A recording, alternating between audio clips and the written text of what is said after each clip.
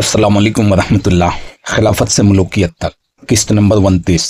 آئیے اب امام حسن کی شہادت سے پہلے کے حالات، وصیت اور امام حسین کے لیے ہدایت کو تاریخی ماخذ کے ساتھ بیان کرتے ہیں۔ امام حسن کی بیماری اور آخری ایام۔ جب جادہ بنت اشعث کے ہاتھوں امام حسن کو زہر دیا گیا، جیسا کہ ابن سعد بلازری طبری، ابن جوزی وغیرہ نے ذکر کیا ہے، تو آپ سخت علیل ہو گئے۔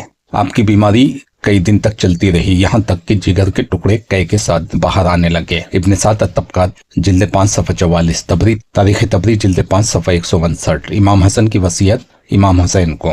امام حسن نے اپنے بھائی امام حسین کو وصیت فرمائی۔ قیادت کی وصیت: اے حسین، میرے بعد تم اہل بیت کے امام ہو، صبر کرنا اور اپنے آپ کو اللہ کے دین کے لیے وقف کرنا۔ تاریخ طبری جلد 5 صفحہ 159۔ ابن اسیر الکامل جلد 3 صفحہ 405۔ قبر کے بارے میں وصیت: آپ نے فرمایا، مجھے میرے نانا رسول اللہ صلی اللہ علیہ وسلم کے پہلو میں دفن کیا جائے، لیکن اگر لوگ رکاوٹ ڈالیں اور فتنہ برپا ہو تو پھر مجھے جنت البقیع میں دفن کر دینا تاکہ خونریزی نہ ہو۔ بلازری انصاب الاشراف جلد 3 صفحہ 46۔ مسعودی مروج الذہب جلد 2 صفحہ 76۔ یہ وصیت امام حسن کی بردباری اور امت میں مزید فتنہ نہ اٹھانے کی خواہش کی سب سے بڑی دلیل ہے۔ اہل بیت کی حفاظت کی وصیت: اے حسین، اپنے اہل و عیال اور شیعان علی کی حفاظت کرنا، ان پر آنے والی سختیوں میں ثابت قدم رہنا۔ ابن جوزی مرات الزمان جلد 7 صفحہ 16۔ امام حسن کی شہادت: آپ 28 صفر 50 ہجری کو شہید ہوئے، بعض کے نزدیک 49 یا 51 ہجری۔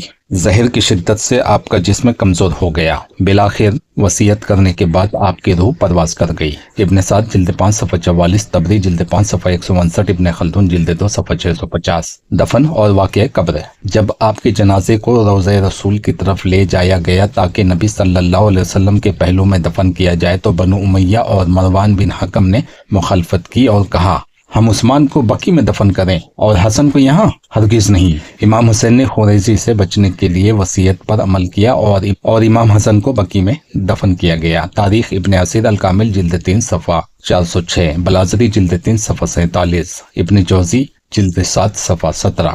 امام حسن کی شہادت سے پہلے کی وصیتیں ہمیں یہ سکھاتی ہیں کہ آپ نے اپنے بھائی امام حسین کو قیادت سپرد کی، آپ نے امت میں مزید خونریزی سے بچنے کی ہدایت کی، آپ نے اپنی قبر کے معاملے میں بھی فتنہ ٹالنے کی وصیت کی۔ یہ سب امام حسن کے سردار امت ہونے کی دلیل ہے، جیسا کہ نبی صلی اللہ علیہ وسلم نے فرمایا۔ صحیح بخاری حدیث نمبر 2704۔ امام حسن کی شہادت کے وقت ان کی وصیت اور قصاص کے بارے میں موقف پر مورخین اور محدثین نے تفصیل بیان کی ہے۔ آئیے ترتیب سے دیکھتے ہیں۔ امام حسن نے امام حسین کو قصاص لینے کا حکم دیا یا نہیں؟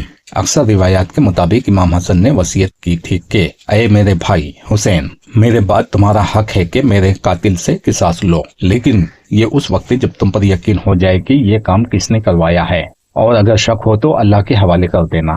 تاریخ طبری جلد 5 صفحہ 159، بلازری انصاب الاشراف جلد 3 صفحہ 45۔ بعض روایتوں میں یہ ہے کہ امام حسن نے فرمایا، اے حسین، مجھے زہر دیا گیا ہے، لیکن میں نہیں جانتا کہ میری وجہ سے کوئی بے گناہ قتل ہو۔ اگر میرا قاتل ثابت ہو جائے تو قصاص لینا، ورنہ معاملہ اللہ کے سپرد کر دینا۔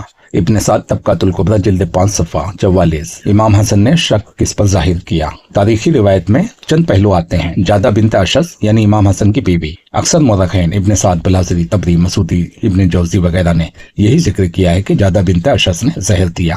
کہا جاتا ہے کہ یہ معاویہ کی سازش تھی کہ اس نے جادہ کو مال اور یزید سے شادی کا لالچ دیا۔ طبری جلد 5 صفحہ 159، انصاب الاشراف جلد 3 صفحہ 45، مروج الذہب جلد 2 صفحہ 77۔ امام حسن کا محتاط رویہ۔ امام حسن نے براہ راست کسی کا نام نہیں لیا، آپ نے صرف مجھے زہر دیا گیا ہے فرمایا اور اللہ کے حوالے کیا۔ ابن سعد جلد 5 صفحہ 44، ابن اسیر الکامل جلد 3 صفحہ 405۔ انہوں نے امام حسین کو وصیت کی کہ اگر قاتل کا یقین ہو جائے تو قصاص لینا، ورنہ اللہ کے سپرد کر دینا۔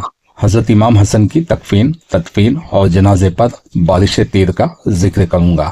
حضرت امام حسن کی وصیت: امام حسن نے اپنی وفات سے پہلے وصیت فرمائی تھی، مجھے نبی صلی اللہ علیہ وسلم کے پہلو میں دفن کرنا۔ طبری تاریخ امم والملوک جلد 5 صفحہ 159، ابن سعد الطبقات جلد 5 صفحہ 44۔ یہ وصیت اس لیے تھی کہ امام حسن فتنہ و فساد نہیں چاہتے تھے، چاہے اپنی تدفین کے معاملے میں بھی۔ جنازے کا منظر: جب امام حسن کا انتقال ہوا 49 یا 50 ہجری میں تو اہل بیت نے ان کا جنازہ تیار کیا۔ حضرت حسین نے چاہا کہ بھائی کی وصیت کے مطابق پہلے نبی صلی اللہ علیہ وسلم کے روضہ مبارک کے پاس جنازہ لایا جائے، ताकि सलाम किया जाए और मुमकिन हो तो वहीं दफन हो। जनाजा जब रोज़े रसूल के करीब पहुंचा तो उम्मुल मोमिनीन हजरत आयशा ने पहले तो इजाजत दी, लेकिन मरवान बिन हकम उस वक्त मदीना का जो गवर्नर था और बनु उमैया के कुछ लोग सख्ती से मुखालफत पर उतर आए। तीरंदाजी का वाकया।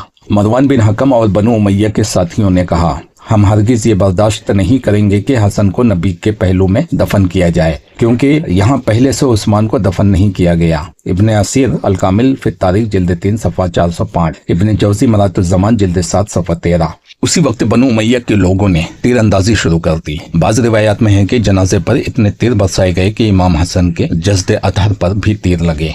मुरखिन लिखते हैं कि बारान तीर का मंजर था और अहले बैत बहुत रंजीदा हुए। इब्ने सात तबकातुल कुबरा जिल्द 5 सफ़ा 44, बलाजरी अंसाबुल अशरफ जिल्द 3 सफ़ा 45। हजरत इमाम हुसैन और अहले बैत ने मुकाबला नहीं किया, बल्कि वसीयत के मुताबिक जनाजा वापस बकी ले गए।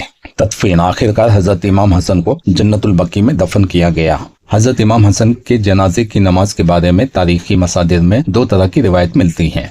मशहूर रिवायत अहले बैत के मसादिर और अक्सर मुर्रखीन के नजदीक हजरत हुसैन ने खुद अपने बड़े भाई इमाम हसन का जनाजा पढ़ाया। इब्ने साद लिखते हैं, उन पर नमाज जनाजा इमाम हुसैन ने पढ़ाई। तबकातुल कुबरा इब्ने साद जिल्द 5 सफ़ा 44। इसी को बलाजरी, इब्ने असीर और इब्ने जौजी ने भी जिक्र किया है। एक रिवायत में मरवान का जिक्र है। बाज़ रिवायात में आया है कि मरवान बिन हकम जो उस वक्त मदीने का गवर्नर था भी आगे बढ़ा कि जनाजा पढ़ाए, मगर अहले बैत ने सख्ती से मना किया। रिवायत है कि हजरत हुसैन ने फरमाया, तू हमारा दुश्मन है और हमारे साथ खुसूमत रखता है, तू मेरे भाई पर नमाज नहीं पढ़ सकता। बलाजरी अंसाबुल अशरफ जिल्द 3 सफ़ा 45, मरातुज़्ज़मान इब्ने जौजी जिल्द 7 सफ़ा 13। इसके बाद जनाजा इमाम हुसैन ने पढ़ाया। अक्सर और मोतबर तारीखी हवालों के मुताबिक जनाजे की नमाज हजरत हुसैन ने पढ़ाई। मरवान बिन हकम की ख्वाहिश और कोशिश नाकाम रही, क्योंकि अहले बैत ने इजाजत नहीं दी। यजीद की वली अहदी के सिलसिले में ये हकीकत तारीख की मोतबर कुतुब में मिलती है कि मुआविया ने सबसे पहले ज़ैद बिन अबी से मशवरा किया था। उसकी वजह यह थी कि उस वक्त इराक और मशरिकी सूबों में ज़ियाद की सियासी और अस्करी ताकत सब पर गालिब थी। तारीख तबरी जिल्द 5 सफ़ा 308 में वाज़े तौर पर दर्ज है कि मुआविया ने यजीद की बैत के मंसूबे के आगाज में अपने करीबी गवर्नरों और बाएतमाद साथियों से मशवरा किया, जिनमें सबसे अहम ज़ियाद था। इसी तरह इब्ने कसीर अल बिदाया व निहाया जिल्द 8 सफ़ा 129 में लिखते हैं कि यजीद की वली अहदी के बारे में मुआविया ने सबसे ज्यादा भरोसा ज़ियाद पर किया और उसी को इस मसले में बुनियादी शरीक बनाया। मजीद ये कि इब्ने खल्दून तारीख इब्ने खल्दून जिल्द 3 सफ़ा 11 में भी तसरीह करते हैं कि मुआविया ने वली अहद के मंसूबे में सबसे पहले ज़ियाद से मशवरा लिया, क्योंकि वो इराक पर मुकम्मल काबिज और सियासी लिहाज से बहुत ताकतवर शख्सियत था। इससे वाज़ेह होता है कि यजीद की वली अहदी महज खानदानी फैसला नहीं, बल्कि एक सोचे समझे सियासी मंसूबे का हिस्सा थी, जिसमें ज़ियाद जैसे बाअसर अफराद की हिमायत हासिल करना ज़रूरी समझा गया।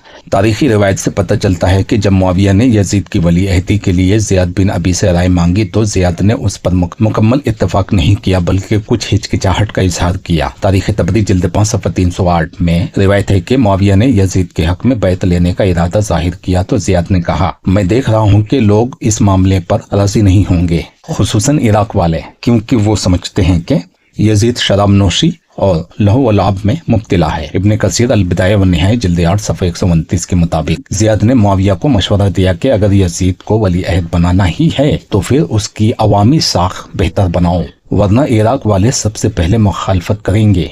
इब्ने खल्दून तारीख इब्ने खल्दून जिल्द 3 सफ़ा 11 में भी लिखते हैं कि ज़ियाद ने साफ लफ्ज़ों में कहा, अहले इराक यजीद को कभी कबूल नहीं करेंगे, क्योंकि वो उसे दीन व तक़वा का आदमी नहीं समझते। खुलासा ये कि ज़ियाद ने यजीद की वली अहदी की मुखालफत तो न की, लेकिन इस पर खुला हुआ इत्तफाक भी नहीं किया। उसने मुआविया को सख्त सियासी खतरात से आगाह किया और खबरदार किया कि यजीद की बदनाम शोहरत खास तौर पर इराक में फितना पैदा करेगी। तारीखी माखज़ में ये बात आई है कि जब मुआविया ने यजीद को वली अहद बनाने का इरादा किया और इस सिलसिले में ज़ियाद बिन अबी से मशवरा किया तो ज़ियाद ने साफ कहा कि यजीद की आदात व शोहरत आवाम में अच्छी नहीं है। खास तौर पर अहले इराक यजीद को बदचलन, शराबनोश और लहू व लाभ में गर्क समझते हैं, इसलिए अगर वली अहद का ऐलान किया गया तो मुखालफत उठेगी। इसी तनाजुर में तारीख तबरी जिल्द 5 सफ़ा 308 और इब्ने कसीर अल बिदाया व निहाया जिल्द 8 सफ़ा 129 के मुताबिक ज़ियाद ने यजीद को मशवरा दिया कि वो अपने आप को काबिल खिलाफत जाहिर करने के लिए कुछ अमली इक़दामात करे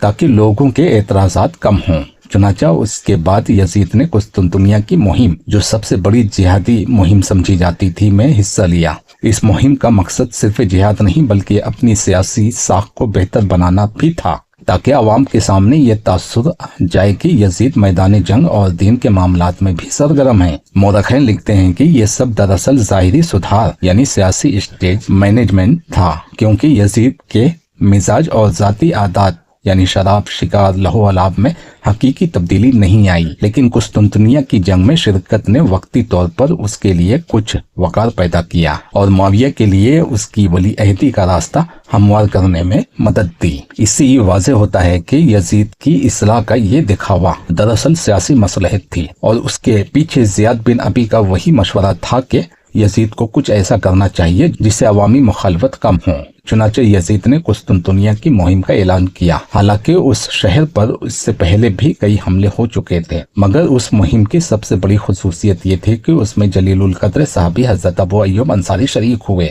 वो बुढ़ापे और बीमारी के बावजूद जिहाद से पीछे न हटे और उसी मुहिम में शदीद बीमार हो गए। वसीयत के मुताबिक उन्हें कुस्तुनतुनिया की फसीलों के करीब दफन किया गया ताकि उनका वजूद भी उस शहर की फतह की गवाही बने। इस तरह यजीद ने उस मुहिम के जरिए अपने लिए नेक नामी हासिल करने की कोशिश की, लेकिन तारीख ने यह भी वाज़ेह कर दिया कि असल मकसद दीनी फतूहात नहीं बल्कि सियासी चाल थी, जबकि उस मुहिम की सबसे रोशन किरण हजरत अबू अय्यूब अंसारी की शहादत ही रही। यजीद की वली अहदी के ऐलान तकरीबन 56 हिजरी में यजीद की वली अहदी के ऐलान के बाद मुआविया का किरदार मजीद बदलता है और तारीख हमें ये बताती है कि वो अपनी बाकी जिंदगी का बड़ा हिस्सा उसी मंसूबे को मुस्तहकम करने में लगाते रहे ताकि यजीद इख्तिदार पर बैठ सके।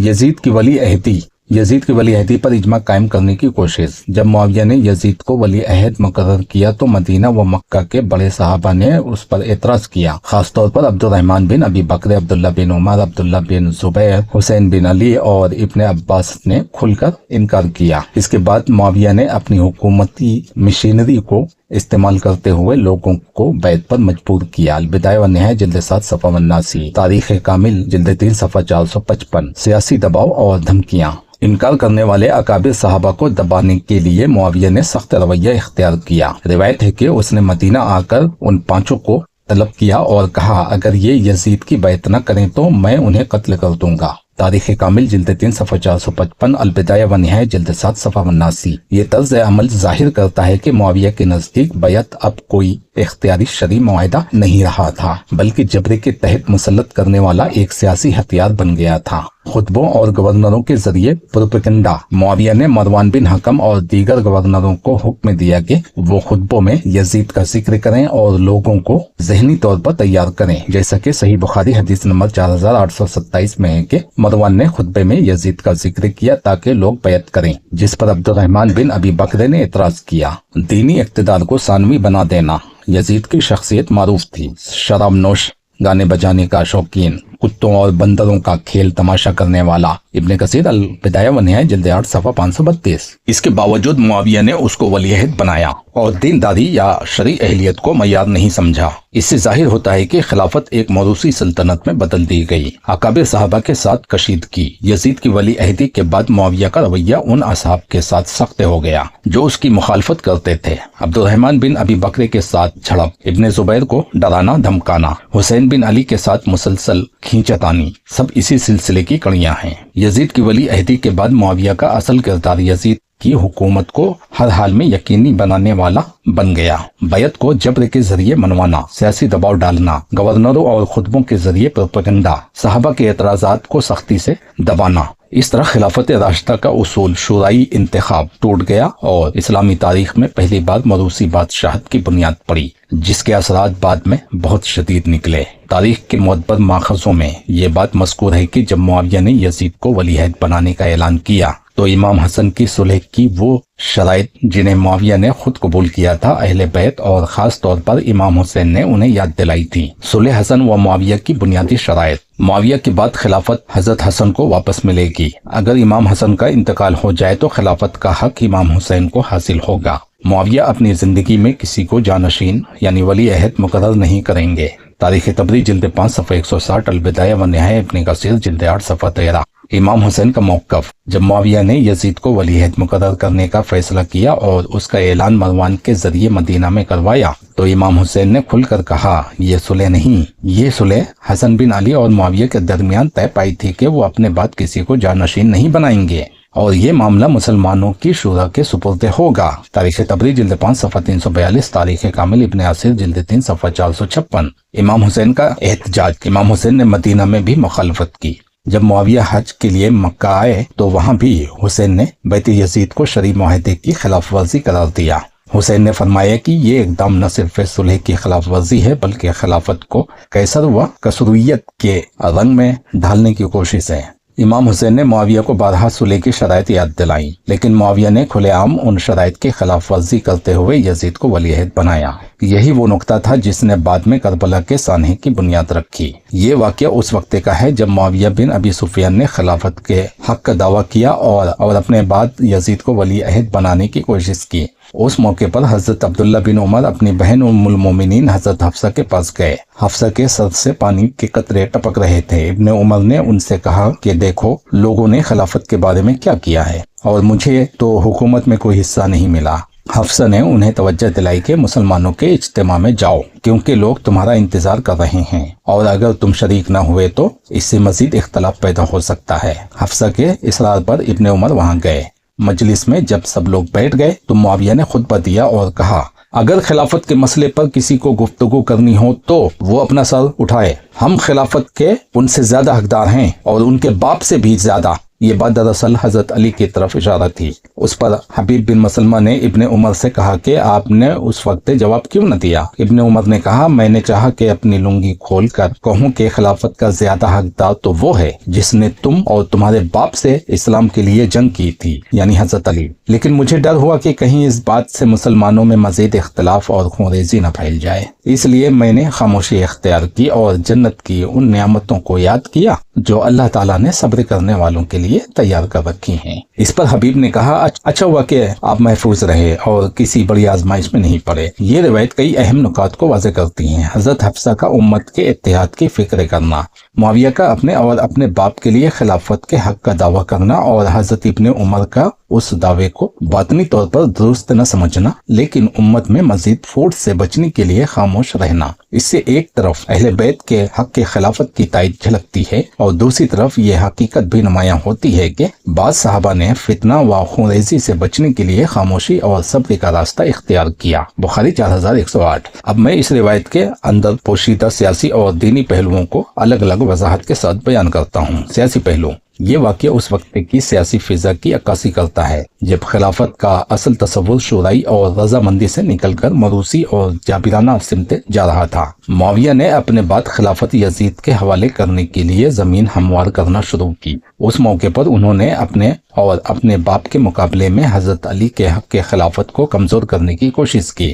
ابن عمر اس بات کو اچھی طرح سمجھ گئے کہ حقیقی حقدار تو وہ ہیں جنہوں نے اسلام کے لیے جانیں قربان کی، یعنی اہل بیت علیہم السلام۔ لیکن سیاسی ماحول اس قدر نازک تھا کہ کھلے عام اختلاف امت کو مزید خانہ جنگی کی طرف لے جا سکتا تھا۔ اس لیے ابن عمر نے اپنے دل کی بات زبان پر لانے کے بجائے خاموشی کو ترجیح دی۔ دینی پہلو: یہاں ابن عمر کی سوچ کا دوسرا رخ سامنے آتا ہے۔ انہوں نے اپنی رائے کو بیان کرنے کی بجائے صبر اور خاموشی اختیار کی۔ اس کا سبب یہ تھا کہ وہ دین کی اصل روح یعنی فتنہ اور خونریزی سے بچاؤ کو زیادہ اہم سمجھتے تھے۔ ان کے نزدیک امت کا انتشار روکنا اپنی ذات یا اپنی رائے کے اظہار سے زیادہ بڑا فریضہ تھا۔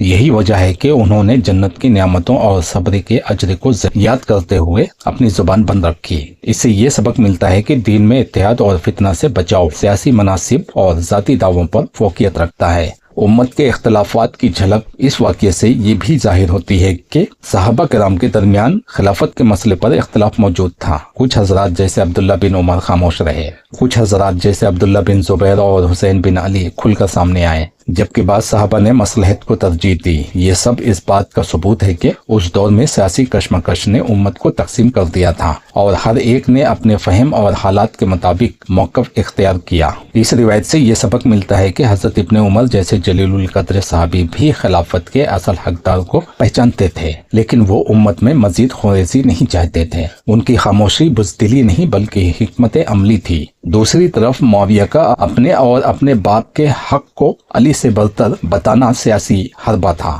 جسے سب نے قبول نہیں کیا۔ یہ واقعہ خلافت راشدہ کے بعد امت میں پیدا ہونے والے سیاسی انحراف اور دینی فتنوں کی ایک واضح مثال ہے۔ اب میں حضرت عبداللہ بن عمر کے کردار کا موازنہ حضرت حسین اور حضرت عبداللہ بن زبیر کے ساتھ پیش کرتا ہوں تاکہ 3 مختلف حکمت عملی سامنے آ جائیں۔ حضرت عبداللہ بن عمر کی حکمت عملی خاموشی اور صبر۔ ابن عمر خلافت کے اصل حقدار کو پہچانتے تھے اور سمجھتے تھے کہ اہل بیت علیہم السلام سب سے زیادہ اس منصب کے اہل ہیں، لیکن انہوں نے کھلے عام اعتراض نہیں کیا۔ وجہ یہ تھی کہ وہ فتنہ خانہ جنگی اور مزید خونریزی سے ڈرتے تھے۔ ان کا رجحان یہ تھا کہ امت کی بقا اور امن ذاتی موقف سے زیادہ اہم ہے، اس لیے وہ اکثر ایسے موقع پر خاموش رہتے اور صبر کو ترجیح دیتے۔ یہ رویہ امت میں مصلحت پسند طبقے کی نمائندگی کرتا ہے۔ حضرت حسین بن علی کی حکمت عملی حق کے لیے قربانی۔ حضرت حسین نے یزید کی بیعت کو کھلے عام مسترد کر دیا کیونکہ وہ جانتے تھے کہ یہ بیعت اسلامی خلافت کے اصولوں کو بدل کر قیصریت اور ملوکیت کا دروازہ کھول دے گی۔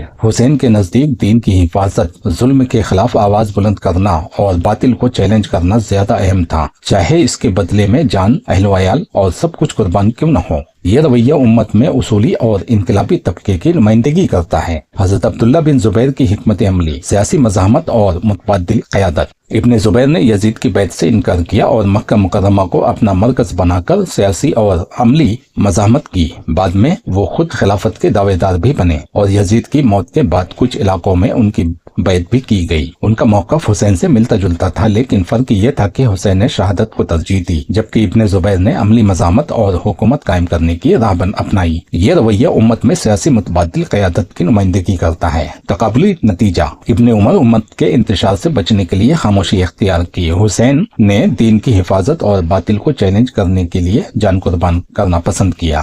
ابن زبیر نے ظلم کے خلاف مزاحمت اور متبادل حکومت قائم کرنے کی کوشش کی۔ یہ تینوں راستے مختلف ضرور ہیں مگر اپنے اپنے زاویے سے درست فہم پر مبنی تھے۔ ایک نے امت کے امن کو ترجیح دی، دوسرے نے دین کی اصل روح کے تحفظ کو، اور تیسرے نے سیاسی سطح پر متبادل قیادت کو۔ نبی صلی اللہ علیہ وسلم کی صحیح احادیث میں یہ بات صراحت کے ساتھ آتی ہے کہ ایک وقت میں 2 خلیفہ نہیں ہو سکتے۔ آپ صلی اللہ علیہ وسلم نے فرمایا، جب 2 خلیفہ کے لیے بیعت کی جائے تو دوسرے کو قتل کر دو۔ صحیح مسلم کتاب الامارہ حدیث نمبر 1853۔ اس سے معلوم ہوتا ہے کہ اسلام میں خلافت کی وحدت ضروری ہے، اور اگر خلیفہ کی موجودگی میں دوسرا خلیفہ مقرر کیا جائے تو یہ امت میں فساد اور خانہ جنگی کا سبب بنتا ہے۔ تاریخ کے مطالعہ سے پتہ چلتا ہے کہ حضرت حسن اور حضرت معاویہ کے درمیان صلح کے بعد 41 ہجری حضرت حسن نے خلافت سے دستبرداری اختیار کی اور امت کی وحدت کے لیے معاملہ معاویہ کے سپرد کر دیا۔ اسی سال کو عام الجماع کہا جاتا ہے۔ اس کے بعد خلافت کا